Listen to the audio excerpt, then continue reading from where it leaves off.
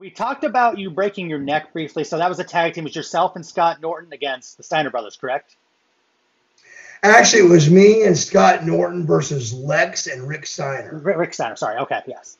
So can you take me back to that time? So after Steiner hit that bulldog, do you remember what went through your head, or were you kind of just out of it? Or Oh, I can tell you every single step that was made. But first of all, I did a bulldog that I had taken 1,000 times. But when he hadn't told us that he had a bad shoulder, and so when he came off, he missed me with his shoulder. He missed me with that arm okay, because he had a rotator cuff tear and didn't want to tell nobody. So he was out of work and out of money and all that stuff, but you can't blame that. I understand that.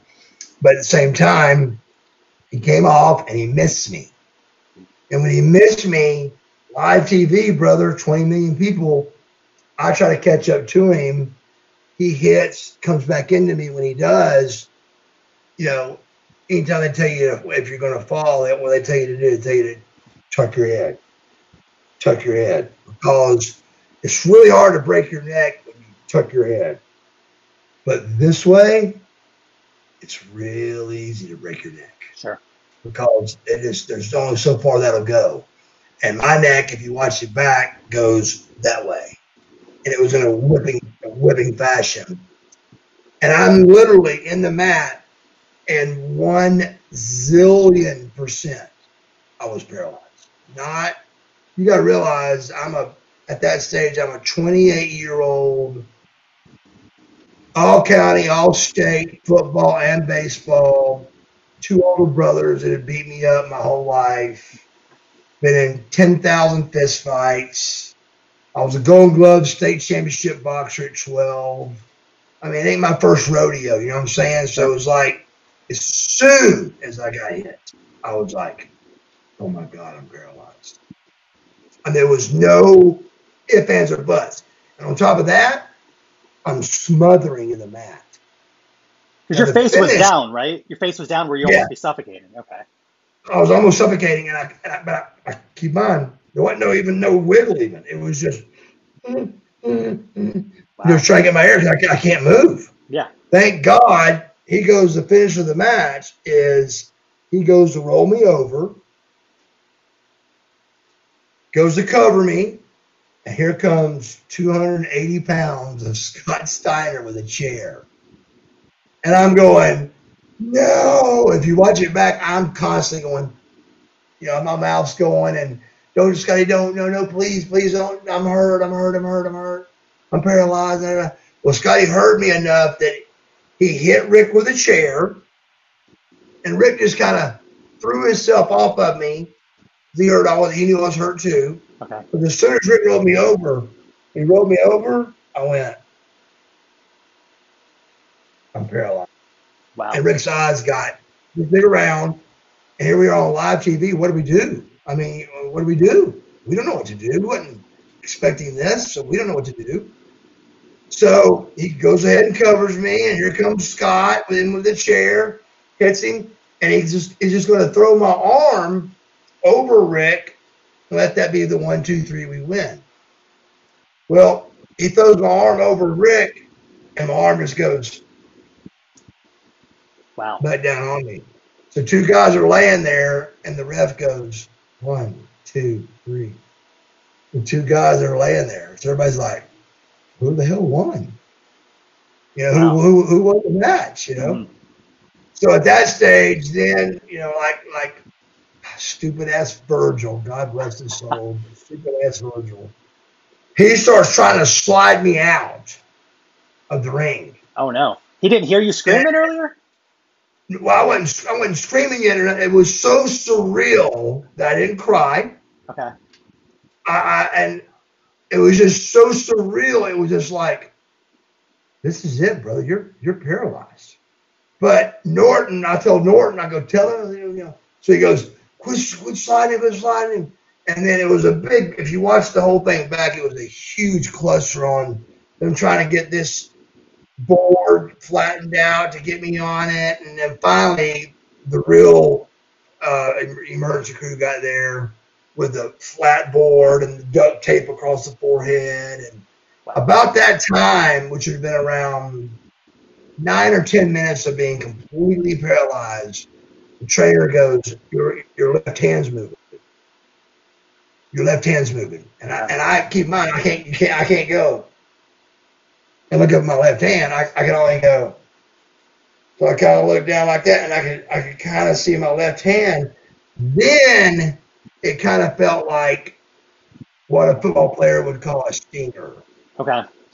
Then it kind of felt like, but it was still a bizarre feeling. It was like hot water was coming up my arm, but it stopped right here. Wow. And then hot water came up my leg and stopped right at my torso. And hot water came up my right leg, stopped at my torso. Hot water came up my right arm and stopped at my torso. And we'd go to commercial break, and when we come back, if you watch it back, you can see me actually at one stage go. I'm trying to feel if I can feel my chest and stuff, but I can't. Okay. Wow. So I'm still thinking I'm not out of the woodwork here, and I'm still hurt, and I'm asking them, as my neck broke, and they won't answer you. Finally, one guy said, they're not going to answer you, bro, because we don't know what's wrong with you either, you know. Mm-hmm. So the duct tape across the forehead, everything's strapped down, and all I can move is this right here and my toes. Okay. And I kept asking, if I can move those, does that mean I'm paralyzed or not? You know, does that mean that or not? Nobody would answer me. And finally, one cool guy goes, "I'm not allowed to answer you, bro. So let's just might as well quit asking because we're not allowed to answer you." So they wheel me out, you know, and everybody at this stage, because of the commercial break and coming back and me still being down, it was a pretty small percentage on. Did you really break your neck? I mean, I still got asked that question, mm-hmm. but not too much because TBS ain't gonna leave a guy laying in the ring too long. You know? And that means that's money. It's tons and tons of money that they're sitting there wasting, you know, with the guy laying in the ring hurt. So, but then again, we didn't know what to do, you know. It comes, you know, Bobby Eaton. You know, Bobby the Brain came down to the ring, and Greg Leathers, and all the TV guys and everybody are trying to figure out what to do because they did what was brilliant, believe it or not, and that is they never read our show.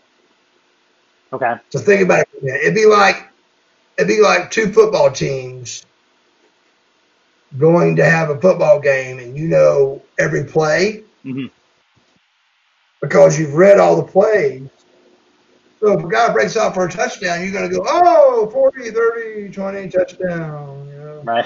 If you don't know, you're going to go, oh, my God, interception, 40, 30, 20. You know, so they didn't want to know. They stayed away from us. Okay. So when they broke my neck, they thought they were even talking like, oh, this is just one of those NWO boys. You know, there's no telling what's going on here. But then even they started going, you know, wait a minute, guys, something's up here, you know, something's up, you know. Right. And then, of course, my first match back, you could have made a 2-year angle out of me and Rick Steiner and him breaking my neck for real. Sure. I mean, a real true life paralyzation and breaking my neck. And my first match back was me and Scotty versus Goldberg and Rick Steiner. And they wanted Rick to hit me with a bulldog again. Oh, my. I said, guys, I'm never taking a bulldog the rest of my life. Understandable. Which should be understandable, right? So we actually do the bulldog with me facing him and him coming off with a bulldog and just taking kind of a bump backwards. And damn if he don't come off the other way because it confused him and me facing him. And so we just collide like two idiots, and he beats me. And it just ends. Who loses a match after being paralyzed and coming back to TV in 10 months in the shape? And I was in incredible shape again. I was shredded. And I lose. I mean, Triple H tore his quad, and you would have thought the way Vince brought him back, it was like, Jesus Christ had rose again, Mm-hmm. and it just killed me that they didn't want to give me that push of I'll lose my first match back again, Yeah. And so it was just a waste of time, really, because it could have been a hell of an angle, I mean, they broke the net, on live TV, and that's pretty rare, So but they just didn't do it, and so you got to boil down to the money you're making, and is it really worth it? And who cares, That is weird. Like you said, I don't understand why you wouldn't win. And I don't remember the exact time frame, but around that time, Steiner was the TV champ. It would have been a great redemption story for you to win, pick up the title from him, and this would be like a no-brainer. Oh my God, it was priceless. I even went to him and to the TV truck. I went out to the TV truck myself. And I said, guys, look, I know there's something going on, and I'm not going to ask y'all any questions. I'm going to be really nice, and no yelling, no screaming, no heat, no nothing like that. I said, but I know there's something going on that you guys are doing different. I said, but can't we at least B-roll the injury? That way it makes the match. This is main event on Monday Night Nitro at a sold-out 40,000 people Dean Dome, and me and Scotty are main event versus Goldberg and Rick Steiner, which is a great match. Definitely. And they finally, they actually said, we don't have the B-roll. And I said, Craig, I said, let me go another route with you. I said, if we call my wife, she's got the B-roll. And he's like, well, we just, that totally trumped him. So he was like, well, we just don't want to, really do that. Blah, blah, blah. So we just finally complained so much they let me and Scotty go out and at least set up the match. Okay. Hey, we're coming out here tonight. We're going to beat Goldberg's ass, and we're going to kick Rick Steiner. Do at least make the match. Mm-hmm. It was the main event of Nitro, Yeah. And I remember getting back from that match, which was my first match back from being paralyzed. And not one person. I mean, I saw headsets spinning. Wow. People were gone. Nobody there to say, hey, man, are you okay? Really? I mean, it was brutal. It really upset me. And I was like, God dang, man, can somebody just stayed back and said, are you okay? Or good job? I mean, anything, When I got speared, jackhammered, and everything else, and it was like, are you kidding me? I mean, come on, man, Then, after the spear, jackhammer, and all that, Scotty hits Goldberg, and then Rick is already climbing up for the bulldog, but forward. I walked into it, and he beat me 1, 2, 3, which took a 2-year angle and just It makes no sense. Watched it. Wow. So just those kind of questions, you just kind of go, well, I'm making this amount of money. Let's just right. Yeah. So what? So what? That's all you can do. Yeah. So I mean, WCW made some questionable decisions. I want to say it was a little bit before your neck incident. You had your match against Glacier, who was also undefeated for a year. They always talked about how Goldberg was undefeated. But you had your match. You ended up winning. They didn't make a big deal. I don't even know that they barely recognized that you beat undefeated Glacier at the time. Do you remember that time frame or why they didn't do a little better of a job? I did my eye. I was like out there doing my eye like his. He had the blue eye in. I was making fun of his eye. I was doing karate chops like he did and all that. And so and they had $100,000 snow machine, brother. Yeah. $100,000 snow machine that would snow when he came out. And here he is undefeated, and they put me over him. I remember where it was. It was in Pensacola, Florida. Mm-hmm. And just thought to myself, why wouldn't they make this bigger deal about it than this? It didn't make any sense. Yeah.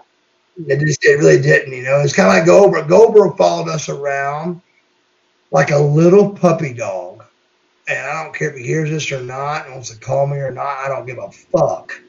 But it's just the truth. He Okay. followed me and Luger and Sting around like a little puppy dog on how to get in the business. Oh, really? Okay. And we were like, Bill, there's no fucking, this wasn't no power plant. There wasn't no school. We said, Bill, you just got to go down and see Jody Hamilton and you got to get trained. And, well, that was the ball head thing was the same deal as kind of the Stone Cold deal. So our Goldberg was the answer to Stone Cold, except Sure. Stone Cold could fucking work. You know, that's Stunning Steve, and he could go. Sure. And Bill couldn't work, but he was a great athlete. But we couldn't teach him how to throw like a working punch. It looked like he was like going, oh my. you know, we were like, look, you just throw it and we will, from us being good workers, we will adapt to the punch. And he did have the gloves on, the MMA gloves. So it did help with the repercussion. So being a good worker, you didn't take a straight shot by Bill.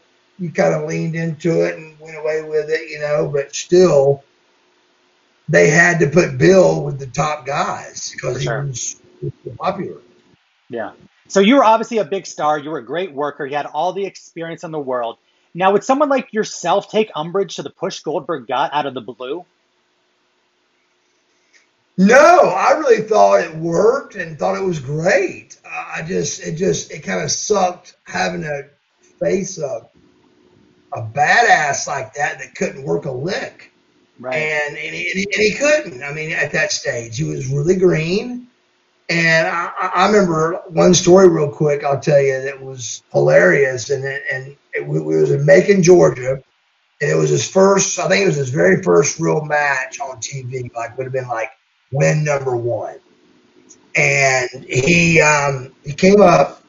I walked past, and keep in mind, it was brutal when you were local because you had your family wanting to come and your friends and your brothers and your family, and especially Atlanta. You know, right. Oh my God, I hated we wrestled in Atlanta because everybody, and all you get is 7 tickets, so you got to buy the rest for everybody else and all that. That's so it's kind of a cluster. Instead of worrying about your match and your TV persona and doing a good job for your company, you're having to make sure everybody else is happy and having a good time. And well, I walked by Bill and a bunch of jacked up guys, and Bill goes, "God, you got little feet." He said that to you? Yeah, and I just kind of ha ha ha and laugh and do it all. I do got little feet, and walk by, and I'm getting my mom and dad lined up to meet people and meet Sting and everything. And then I came back by him again, and he said it again. He goes, "God, you got little bitty feet." And then I let it go again, but that one kind of pissed me off. So then I came back by him, and damn if he didn't say it again. Huh. And I sat down at his table, and I put my foot up on the table, and I went, "Little bitty foot with a big old fucking contract." I said, "Much bigger than yours." Wow. And then it's all his buddies, all his big jacked up buddies, everybody's been like, oh. There, just let out of him, And I got up, walked off, and I never heard a fucking other word out of his mouth. Wow. And I wanted so bad to go, what happened to the Bill that chased us around the fucking gym begging us how to get in the fucking business? You remember that, Bill? Yeah. You remember that one? That's the little foot with the big contracts beating your ass? So, wow. It's just a rough business, man. It's a very political, I bet, yeah. rough business. Bill to this day told me to my face that he saw me on an airplane ride turn down a girl's autograph that was overweight. And I said, "Bill, that's just hard for me to fucking believe, bro." I said, "You're actually going to tell me you saw Buff Bagwell, A, turn down an autograph, but B, a girl that was a little overweight and maybe a little uncomfortable, and you're going to stick your gun and say," he goes, "I saw it with my eyes." And I'm here to tell you, it's a fucking lie. Right. A fan's a fan. A fucking lie. But at that stage, I'd got some heat on me from being buff, and podcasts were coming out, and I'd said a little too much. And I mean, I told the truth about people. Like they'd say, do you think, they'd say stuff like, do you think Hugh Morris is money? And I would go, well, first of all, let me say this. I'm not money. But Hugh Morris isn't either. So I'd always dog myself before I dogged them out, but it's like they didn't hear that part. Okay. It's like they didn't hear that part. Without even say, look, I'm not even in this fucking thing. I'm not a main eventer. I said, but neither is Hugh Morris. No, to answer your question. And I get to the building, I'd have a ton of heat, from what I said, I was like, you know what? Y'all can all kiss my fucking ass. I don't give a fuck what y'all think. Wow. I said, I told the truth. I said, Hugh, do you think you're fucking money? I mean, tell me, do you think you're money? Mm-hmm. He said, that ain't the point. I said, oh, yes, it is. It's exactly the fucking point.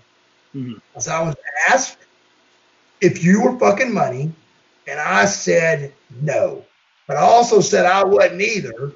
But for some reason, your ears were clogged during that part. I said, so I don't know what else I got to say but that. But that was just the kind of heat I was getting with things like that. Mm-hmm. Like when Marcus Alexander Bagwell said it, it was hilarious and fun, and everybody laughed. All of a sudden, when Buff started saying it, then it was, oh, wow. Boy, Buff said this and that. And da, da, da. So it changed a lot in politics. You know the deal. Of course. And then me and Luger are elbow to elbow, and he had a ton of heat all the time. And then Scotty had a ton of heat all the time. So one week, Scotty had all the heat. The next week, I had all the heat. The next week, Luger had the heat. And it just kind of switched like that all the time, Wow. So I'll put you on the spot here. Who would win an arm wrestling match, Scott Steiner or Scott Norton?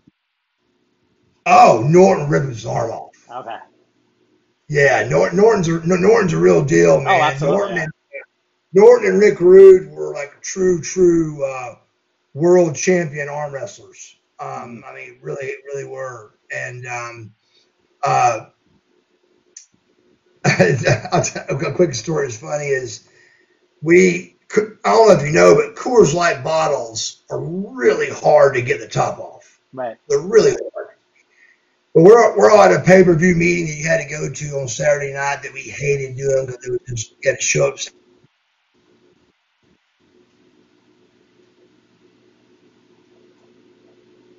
And he went with the top, and it went vroom, like, hit the roof, hit the ceiling. And Scott Norton did it, and it went vroom. That is going to show you how. But if you put 135 on the bench press, Paul the Giant couldn't get it, but about 5 times. Mm-hmm. He just had that brute strength, man. He was just a strong guy, but not like as far as weights go. He just wasn't a strong guy that way, but he was just take your arms, rip them off, if you wanted to, but he just wasn't like, get underneath the bench press strong kind of guy. Awesome. But that pissed off Norton so bad, he kept trying and trying. He kept going. It was so embarrassing. Like Scott, just stop, man. Oh my goodness. This was when we were vicious and delicious, That was a really cool team. Now, you guys almost seem opposite, but you guys made it work, I want to say, till perfection. How do they pair you? Yeah, we really did. Scotty by himself was kind of a little bit quiet and a little bit boring. But when you had Buff coming out and jumping on his back and getting the big man all riled up, and I was the little man to give the big man the tag, and it worked. I remember we was having dinner one night, and this little kid was just staring a hole through us. And I was like, what's up, little man? And he goes, vicious and delicious. That's right. I went, what'd you say? In Chicago, Illinois, at a Big Boys, Shoney's Big Boy. Okay. And I said, what did you just say? And he goes, vicious and delicious. And I wrote it down, and we went straight home and airbrushed everything, vicious and delicious. Now that's money. It was money, dude. It was a great and then I broke my neck out of that. That was the night I broke my neck with me and Norton. Yeah. Me and Norton. So we were just getting our big run with Vicious and Delicious, and NWO was just happening.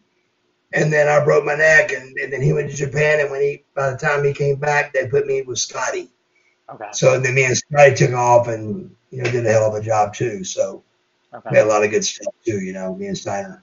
So he'd go to Japan, and he was the heavyweight champ. So why do you think he could have that success in Japan and in the States? He had a lot of success, but he was never really looked at as a heavyweight champion. It's a different crowd over there. It's a much different crowd. Mm-hmm. I used to love watching Scotty wrestle over in Japan because it was really, really, really like off the chart watching like Godzilla versus King Kong. It really was. I mean, I can remember being at ringside and being like nervous and scared. Oh wow. And but he had that, then chop him and over there, bro, it's real. It's about 80% real over there. They chop him and it was just, they were scared to death of him. We're over here, we were a bunch of workers knowing we had to be healthy next Monday. Mm-hmm. So Scott really couldn't be the killer he was over there. Okay. And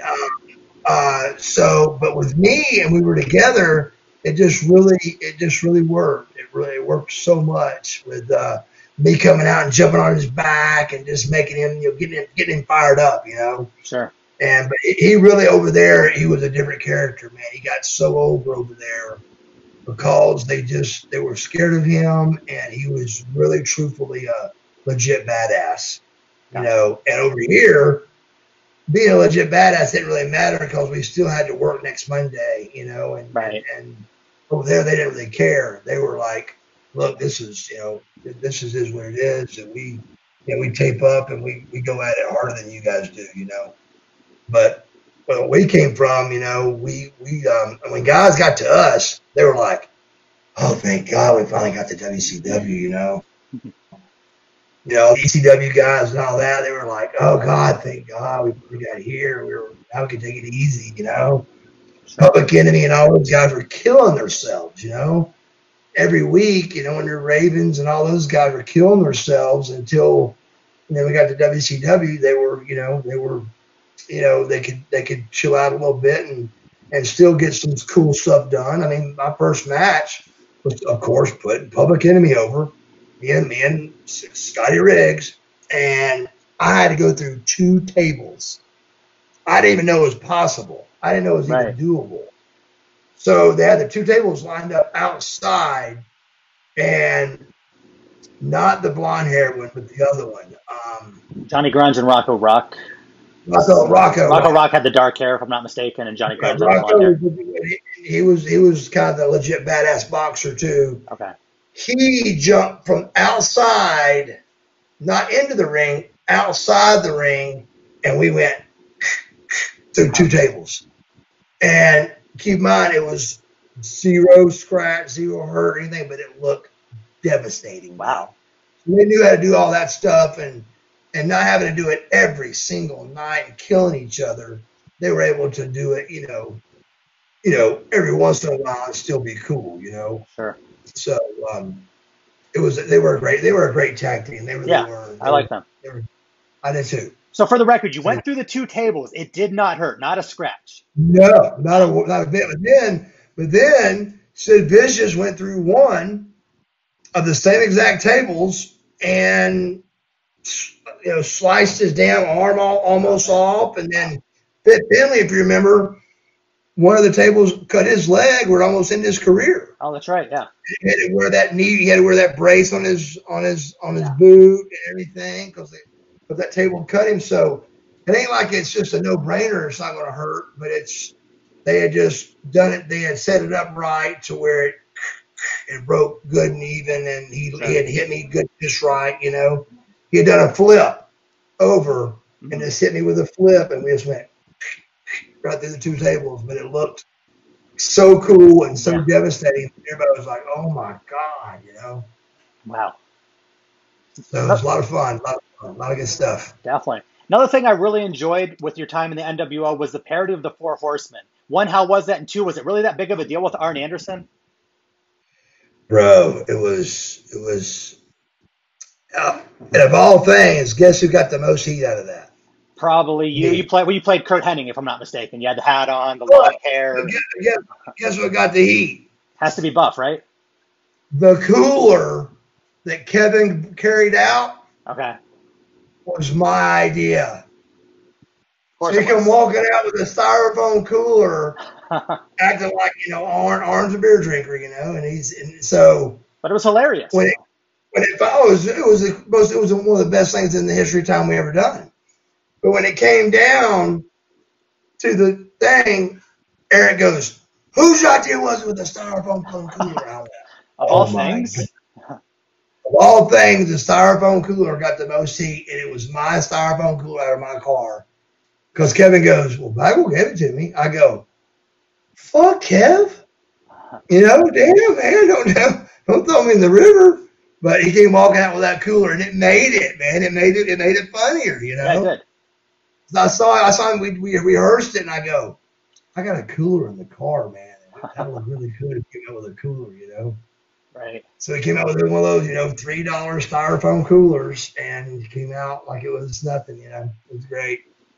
So it wasn't a big deal that X-Pac kept making fun of Ric Flair and doing the fake tears. It was the styrofoam cooler.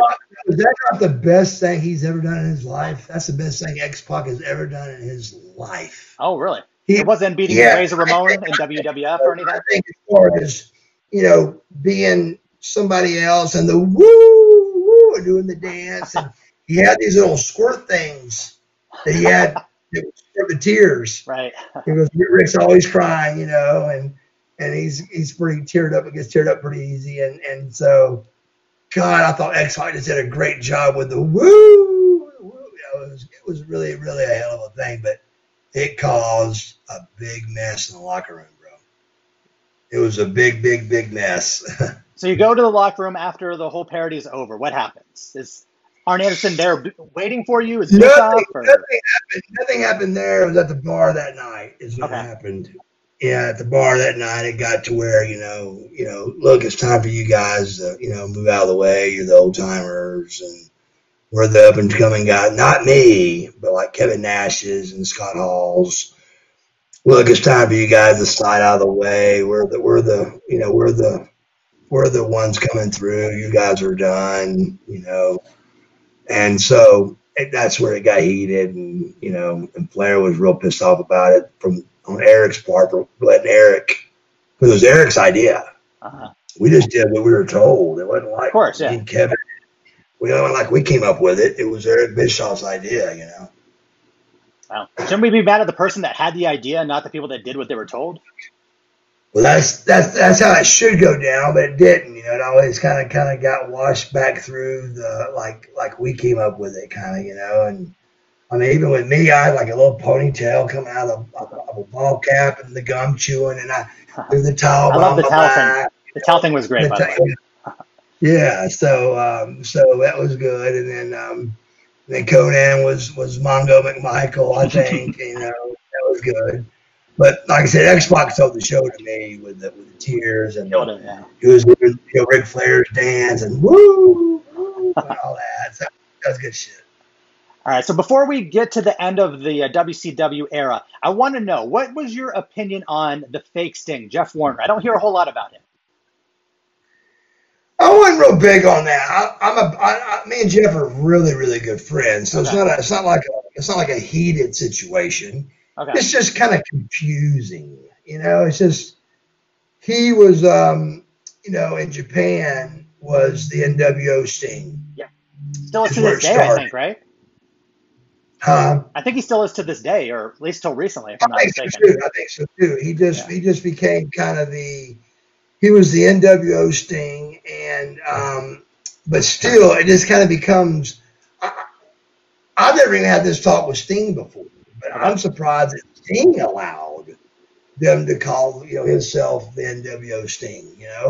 Because I mean, that's still saying the word Sting. That's like saying NWO Buff. I mean, You know, there's only one Buff. There can't be two, and there can't be two Stings. Right.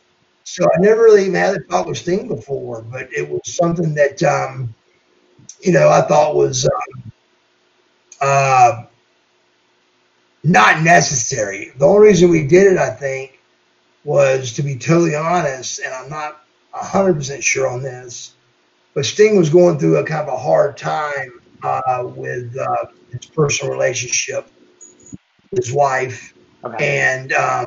and I think that was a little bit to do with it. You know, we needed it. We needed Sting, and Sting was really trying to get his life back together and was really a little bit, you know, lost. And keep in mind also, the NWO thing blew everybody's mind because we were supposed to be bad guys, and all of a sudden, you know, Stings and Lugers and those guys are bad guys. Yeah. You know, and we were the good guys, you know, so it was a little bit weird for everybody, you know, and everybody's trying to fight for position and who's the heels, who's the babies, and all that stuff, you know. So it was a pretty big ride, you know. For sure. Okay, so you're in the NWO. You guys had a lot of success. So we fast forward a couple of years. Shane McMahon comes on your screen and he announces he's taking over WCW. What was going through your head? What was the mentality of the locker room?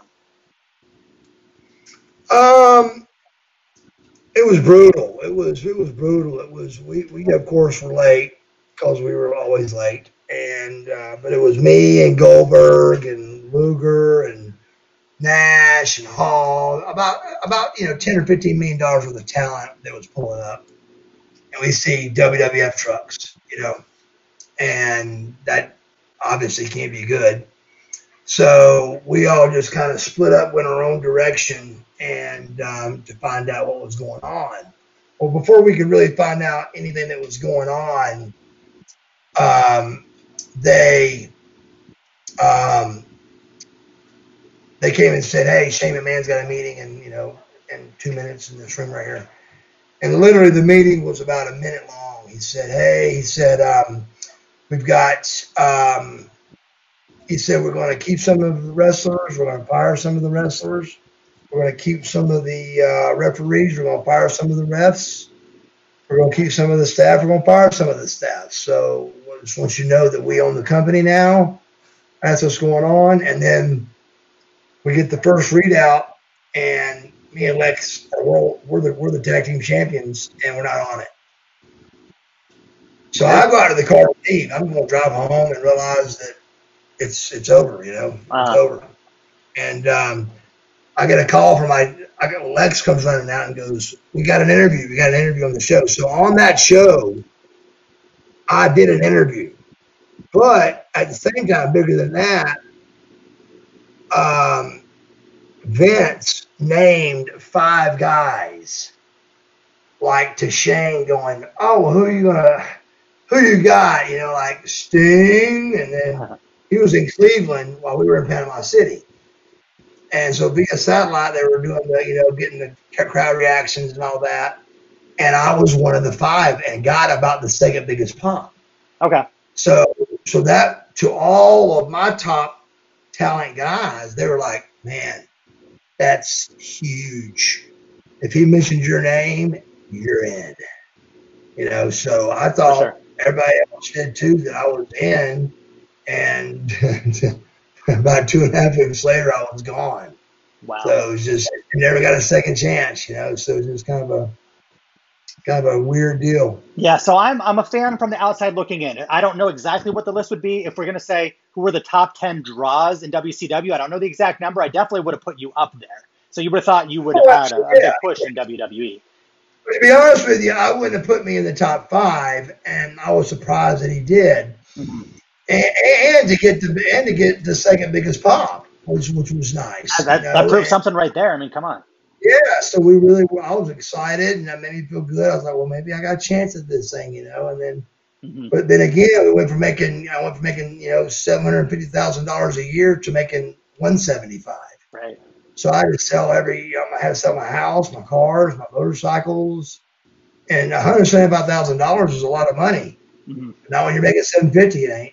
Right. You know, it's just you gotta just just start over, and we did. You know, I did. I started over, and then as soon as I started over, it was gone anyway. You know, Nice. so Yeah. So it's for just so for your off the radar segment, I want to know what happened after WCW because that's where it gets very confusing. So you're in WWE, you have your match against Booker T, and I hear all this criticism about the match. I watched it about 4 or 5 times last night. I don't think it yeah. was that bad. Maybe there was a I couple mean, mistimed spots, but yeah. it wasn't that bad. Let's go another route. Let's say Okay. it was. Let's say it was bad. Okay. Let's say it was bad. You know how they either do you fire Buff Bagwell over having a bad match? Right. I mean, do you not get maybe hey, that ain't how we do it here? You know, so actually, believe it or not, they came to us and blamed themselves with it because Pat Patterson does the main events in WWE and WWF, and Johnny Laurinaitis, Johnny Laurinaitis, he was in charge of the 12 WCW guys that came in.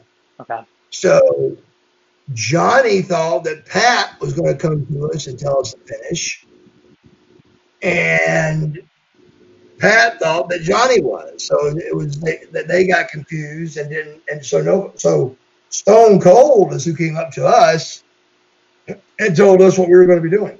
Okay. And he said, we're going to hit the ring when you're having your comeback. He said, Bagwell, you jump in too, and then we're going to throw you out of the ring. And then that's when me and Jim Ross heat all started with him calling me up saying, take the time off, let your head heal because of the, you know, the, what was his name? 3 count. Oh, Shane Helms. Hurricane Helms, yeah.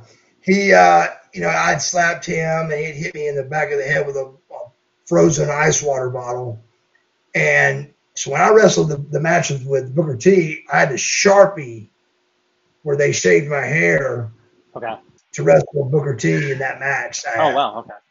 Yeah, and probably had a concussion, but didn't complain, didn't tell them, used my own doctor, didn't say a word to nobody, nothing, no complaints, no nothing. And still, I showed up at that next Nitro, the next Raw, and Shane, I said, hey, Shane. And him and the Hardy Boys were walking together, and none of them waved back. So I went straight to Johnny Ace, and I said, bro, there's something you got to know what's going on. So that's when he got all the 12 guys together and said, look, you know, we got to get along. We got to do this because, you know, Johnny's job relied on that at this stage, you know. Okay. So why do you think they ignored you? Was there something going on? Did you already figure they were saying something behind your back to management, or? No, I think that, just to be totally honest with you, I think that they went by Buff Bagwell on the internet. Okay.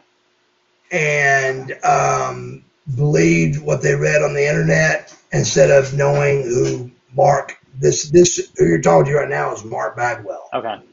And Mark Bagwell's a really cool, straight up guy. Mm-hmm.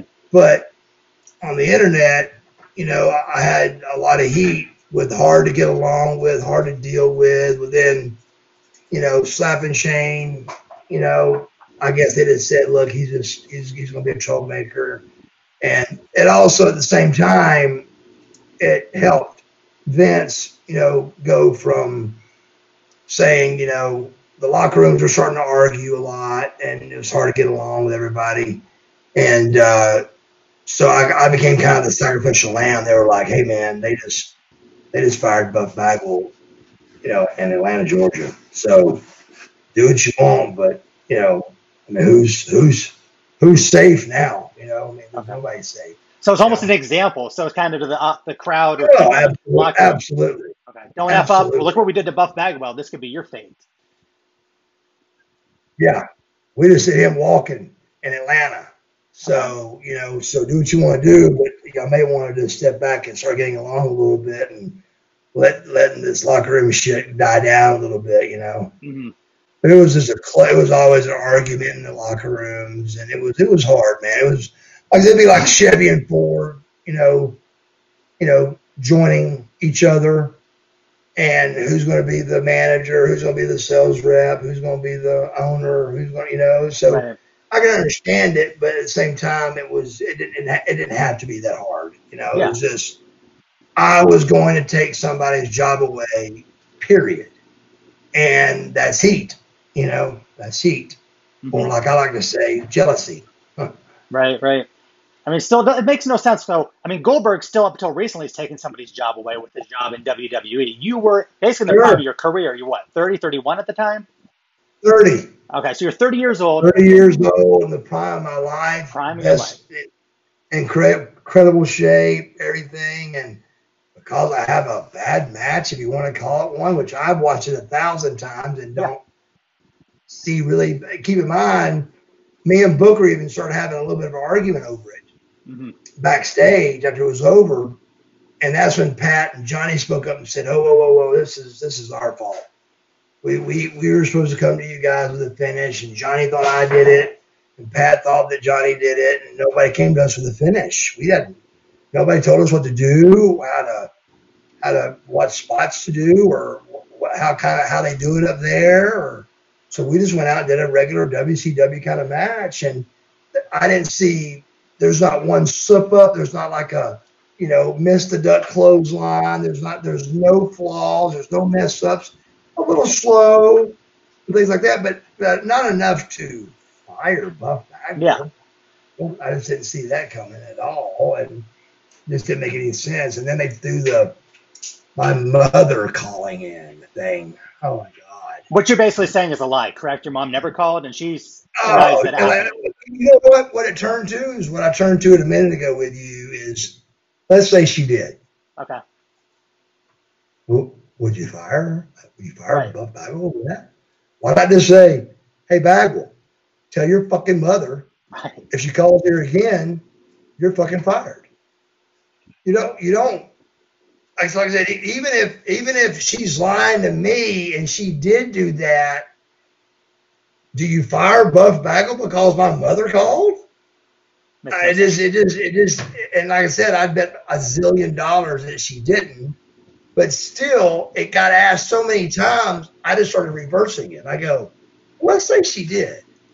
So what? Right. Why not say, "Hey Bagwell, tell your fucking mother to quit calling you"? You gotta be fucking kidding me.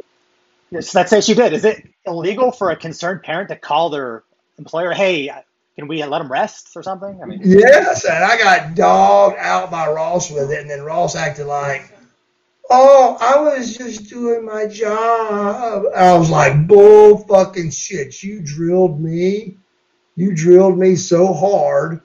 But we did make amends, and we came to a conclusion with that and made up. And I love Jim Ross. Me and Jim were great friends at WCW, and it really hurt me when we fell out with him calling me at home.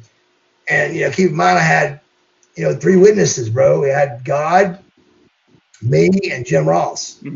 And he told me, "Hey, we got big plans for you on Monday, so get ready." And here we go. And I showed up on Monday, and the big plans was I was fired. Wow. Yeah, I've listened to a number of interviews from yourself and from Jim Ross.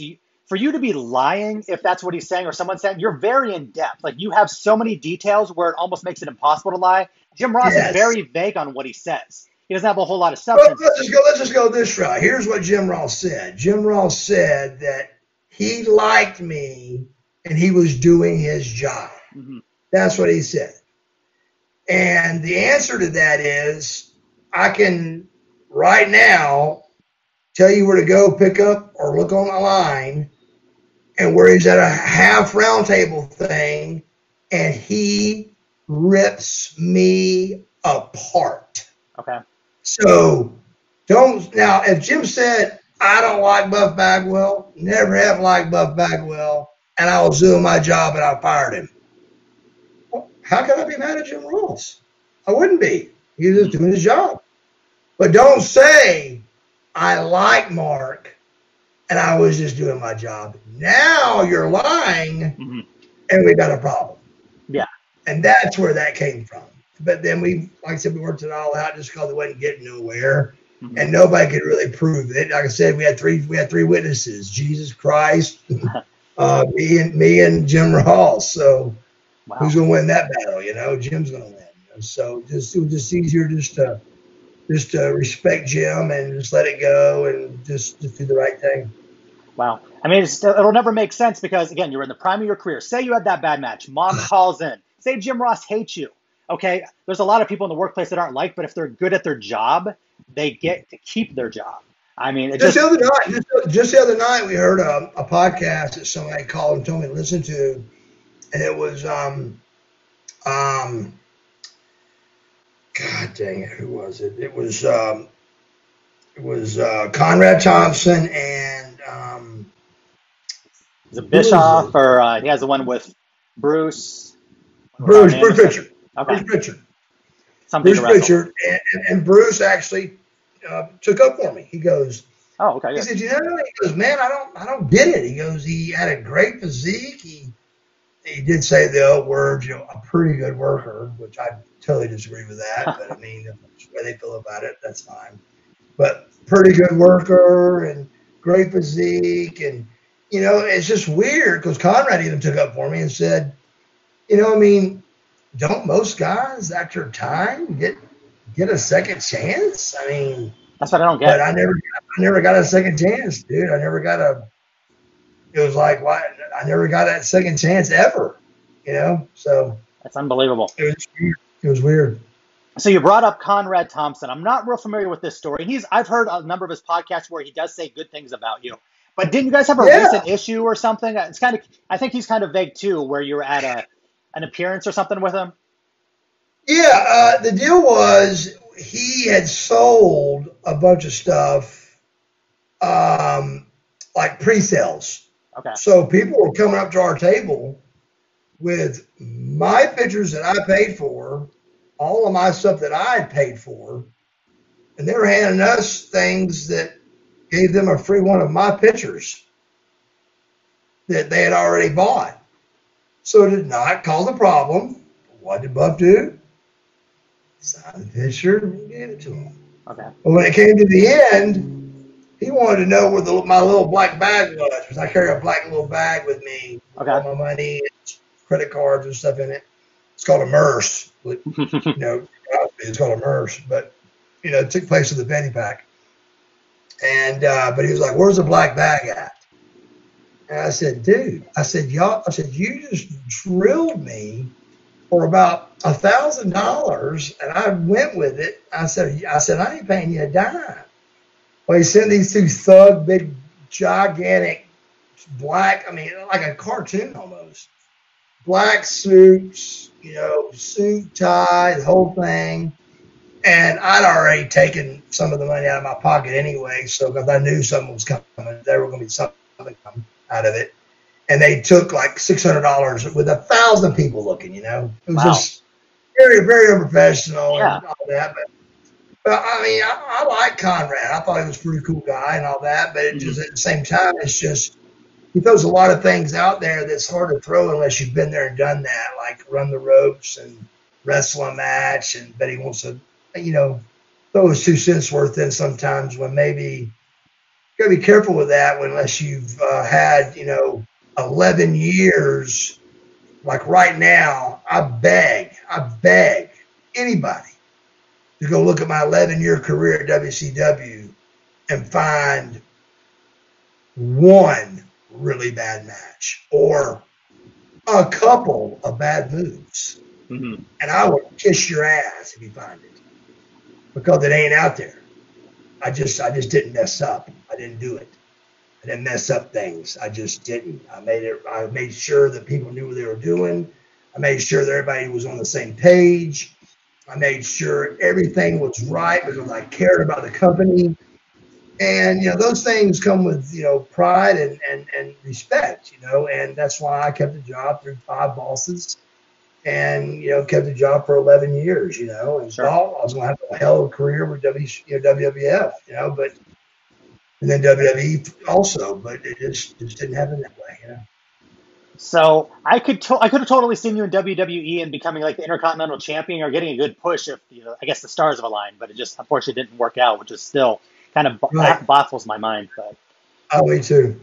so It totally blows my mind. Can you imagine if not it blowing your mind? Can you imagine how it blows mine? I I'm mean, not Buff I Bagwell. got I my couldn't car. I imagine. got my car. I had to call my parents and go, you guys can come on home now. And they're like, what do you mean? I go, I'm home. And my dad was like, oh, gotcha. So it was like, they fired me. And here's the best part. Why just call me and tell me not to come down? You're fired. They made me show up, all that catering, thinking, I'm getting my big push today. They will give me something. That's what Jim Ross said. And then all of a sudden, I walk in a room and I realize, oh my God, I'm getting fired. And they called it released. And I went, what's the difference of released and fired? And they had an answer. Of course they did. And when they had an answer, that's when I said, start shaking hands and start saying thank you and start just getting out the way. Wow. That's what I did. So there's just something behind the scenes we'll never know, whether it be Vince McMahon wanted to give an example, Jim Ross had an issue with you. I'll be honest with you. I've even said this statement before. I've said this statement before that I would almost – no, I would do this. I would take the truth of what happened over a contract back with the WWF. Oh, wow. And I'm not shitting you. At 50 years old, I'm 50 now. Sure. At 50 and them blowing 20 years of my career, I would almost take here's what really, really happened and here's what really went on, and to get to 100% the truth over getting a contract to come work back for them again. I would rather have the truth than to know that they just brought me back and me not really know what they fired me for. You deserve that. Come on. Yeah. Right. Just give me, like I said, you got fired. If you're working at McDonald's and you got fired, are you going to tell me you don't want to know why? Yeah. You're going to ask why. You want to know why you got fired from McDonald's if you're working at McDonald's. McDonald's isn't going to say you're going to be released. We'll call you back in 90 days. Oh, well, here's the catch. They did do that. And then they had me call back. But when I called back, I got this. I got a deep breath. That's Jim Ross. Okay, yeah. And he said, Mark, first he called me Mark. I went, oh, boy. He said, we ain't got no room for it. We'll give you a call. Thanks for giving us a call. And it's kind of just blew me off. I may have called 5 or 6 times after that, sporadically, but wow, it was just done. Yeah, just an unsolved mystery. Jeez. Yeah. So shortly after that, you did have an appearance. You did a little bit of work in TNA. I'm wondering, why did you not get a contract there, or did you not want one? Or TNA I was really down about WCW, and that TNA would be my fault. Okay. Because I was not in a good place, and I was down and depressed, but I wasn't doing nothing different than nobody else is doing. It just stood out more that Buff was doing it again, and and like I said, the very first thing we did at TNA was a 20-man battle royal, and I was the first one out. And I went, what? I said, here we go again. So, and keep in mind, who do you think went and did all the TV spots, all the radio spots? Mm-hmm. Buff Daddy did them all. And I'm the first one out of the battle royal. Again, you had to be a top 5 most recognizable, biggest draws in the company at the time, if not top 3. I don't know. Absolutely. And then they came up with an idea of wanting me to drop Buff Bagwell. And I did it. I even did it for him. But then Ricky Steamboat was going to come in and, show that Buff kind of run my career and go back to Marcus Bagwell. Really? Why would you lose Buff? I mean, that's what got me over. Mm-hmm. But I was willing to do it for him. I even did it. There's a match you can find on TNA where I'm out there at ringside and somebody beats me, and I'm just like, I'm so sick of Buff. He's got me in nothing but trouble. I did exactly what they asked me to do. But there wasn't no Ricky Steamboat there. There never was one, and it never followed through. So it's another one of those things that just, Again, I'm just a fan from the outside looking in, but speaking for myself and my friends who are wrestling fans, we wanted to see Buff. Every time you heard there's going to be a surprise entrance here, there, WWE, TNA is like, oh, what if it's finally going to be Buff? It's going to be Buff. And it never happens. And I still think, the old is becoming the new. I still think we got a chance with the AEW. I mean, like I said, with this COVID thing, man, it's going to be starting over for all of us again, I think, and it's a good chance that I may get another shot at it. I'm still in real good shape. I still can go, and I feel good, and I just think that it's the old is becoming the new. Definitely. And it could be another chance for a good chance to do it. I mean, look at Jericho. He's my age. So there's a lot of guys out there that are still going and plugging and going. I mean, Jake Roberts is on AEW, So I love him to death, but I'm just saying there's room for talent, other than just these young we call them flip-flop flyers. Mm-hmm. There's a lot more talent out there than that. Okay. Do you have a relationship with Cody Rhodes at all? Not really, just except his father, hired me, and Cody went to a school and was a legit badass wrestler and state champion wrestler and stuff at a school called Lassiter High School, which I could have gone to Lassiter or Sprayberry. But the first year of Lassiter didn't have football. And I was a big football player too. And when I played football, I didn't want to take a year off from football. So I stayed with Sprayberry, and then Lassiter ended up kicking our ass at everything except baseball. We were good at baseball. Cobb County baseball was huge, and we in Sprayberry my senior year we went to the semifinals of state. We lost in the semifinals.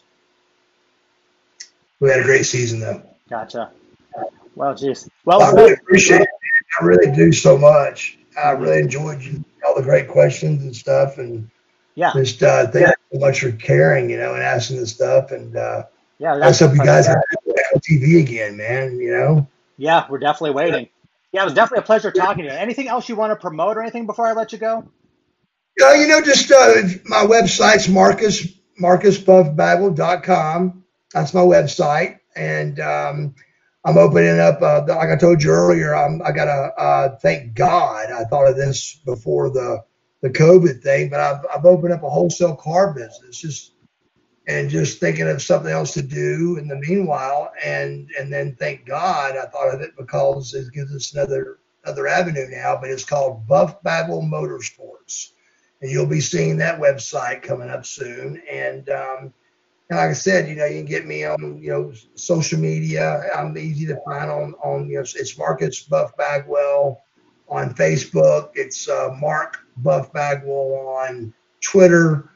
And on Instagram, it's Marcus Buff Bagwell too. So MarcusBuffBagwell.com, though, will take you to any of those places because that's my website. So just remember MarcusBuffBagwell.com. Excellent. Well, thank you so much for your time. Hey, thank you so much. I really, really appreciate it. Yes, sir. Thank you. Awesome. Take care. Perfect.